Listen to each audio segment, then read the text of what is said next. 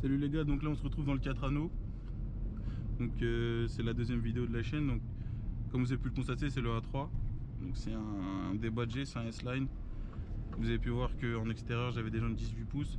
C'est des RS6, donc c'est du 225 40 R18. L'extérieur bah, il reste assez propre. C'est une facelift avec les feux à LED. C'est quasiment le toute option, je pense qu'il manque le toit ouvrant et le quattro. Vous avez pu voir qu'à l'intérieur c'est le haut de gamme aussi. Donc c'est le cuir Alcantara. Donc l'Alcantara c'est cool hein, comme vous le voyez machin, mais ça vieillit bien.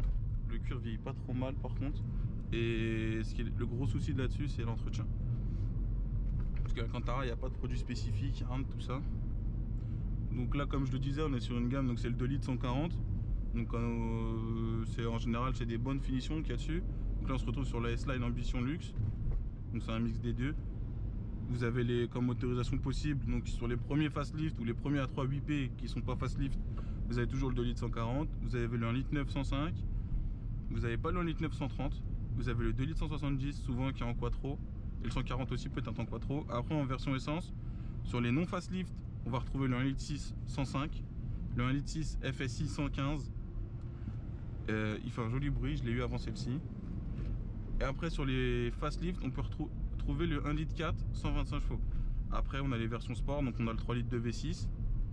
Après le 3 litres de V6, on a le S3, donc en 2 litres TFSI, et après on a le RS3 sur cette année là.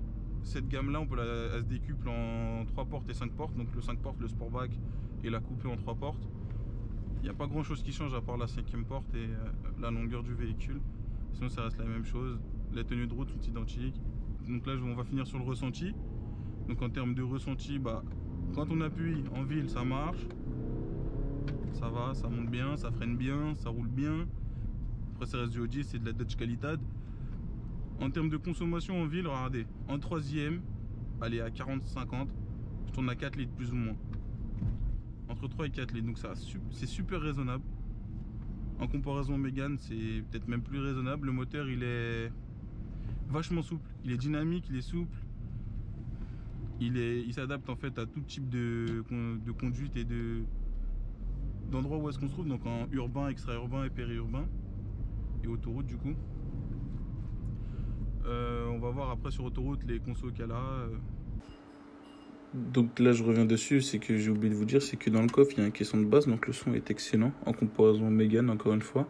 De plus il s'agit encore d'un diesel, donc c'est vraiment des routières, sont vraiment faites pour rouler sur autoroute. Après quand encore une fois vous avez à faire des sorties plus ou moins longues sur autoroute avec un bon régime, ça peut le faire.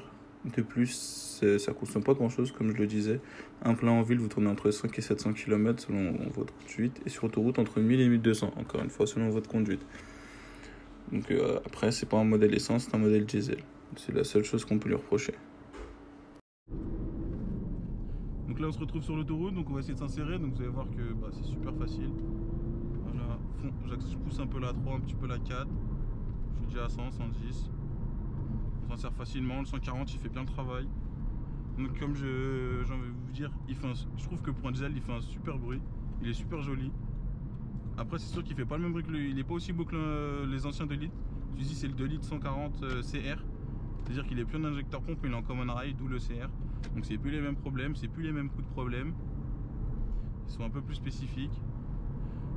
Donc, en termes de gamme sur ces véhicules là, il y a plusieurs gammes. Donc on a les entrées de gamme, celles où vous allez les reconnaître tout de suite sur les facelift. Je parle d'abord des facelift. Sur les facelift, vous allez les reconnaître tout de suite. Elles n'ont pas les LED, elles sont pas bien équipées. Par exemple, vous n'allez pas avoir les boutons volants, vous n'allez pas avoir les sièges chauffants. Il y a plein de choses que vous n'allez pas avoir. Après, il y a des bases qui sont communes à toutes. Déjà, le châssis d'origine, il est très bon. Le châssis d'origine, il est très bon. Ouais, il est très bon. En S-Line, comme sur celle-ci, elle est un peu plus rabaissée, elle est un peu plus ferme, donc elle accroche bien le pavé. Donc, petit aparté, en 5ème, stabilisé à 100, je dépasse pas 5 litres. Voilà, donc vraiment ça reste raisonnable. Donc voilà, donc je reviens sur les prix. Donc en termes de prix, celle-ci, avec le kilométrage qu'elle a, elle coûte plus ou moins 10 000 €, vu les options qu'elle a. Après, pour 7-8 000 €, vous allez vous approcher des véhicules qui sont bornés. pour plus ou moins 200 000 km à 6-7 000 euros, voire 8 000 euros avec un peu moins de kilomètres. Après, attention sur ces modèles-là, c'est qu'il faut qu'ils soient très bien entretenus, un carrière d'entretien. Attention à l'embrayage, au-dessus des 160 000 km, ça va faire quoi? Il va falloir penser à le changer et vite.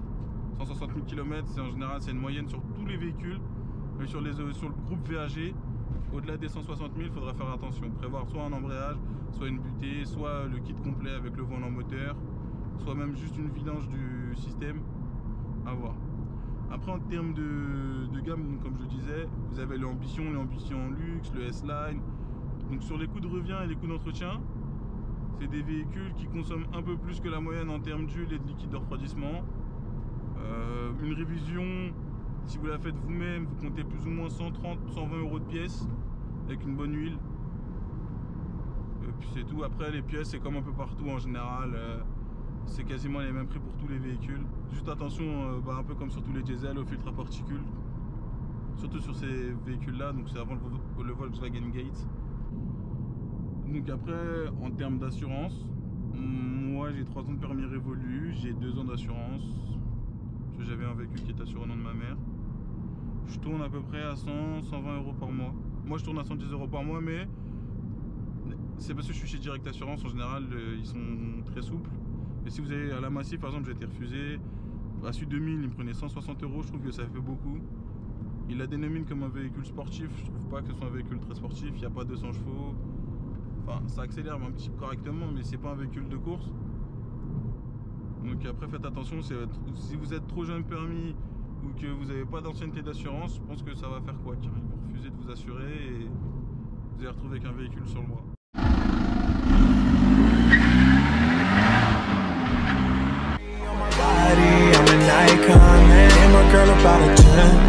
I should fuck her in the Benz.